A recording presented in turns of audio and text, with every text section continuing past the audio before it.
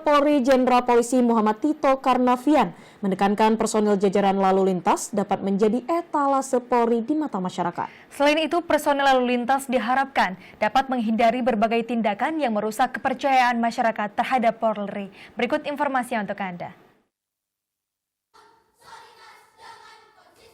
Personil lalu lintas diharapkan berada pada garis terdepan dengan seluruh lapisan masyarakat dalam berbagai kehidupan, terutama performa dan kinerjanya yang memberi pengaruh penting dalam pembentukan kepercayaan publik terhadap Polri.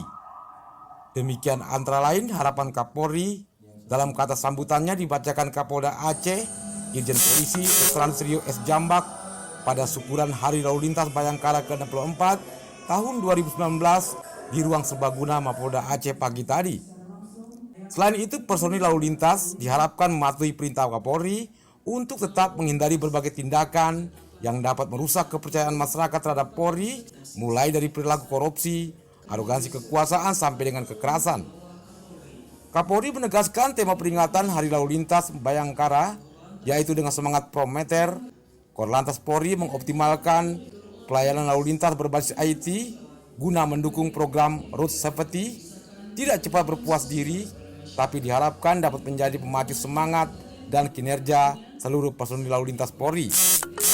Lebih jauh, Kapolri mengatakan personil lalu lintas terus meningkatkan kinerja, laksanakan evaluasi terhadap berbagai permasalahan maupun kendala yang dihadapi dalam pelaksanaan tugas.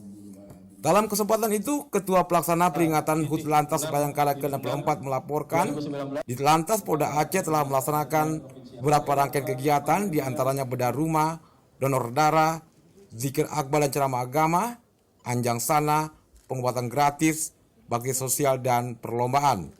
Tim Liputan TVRI melaporkan.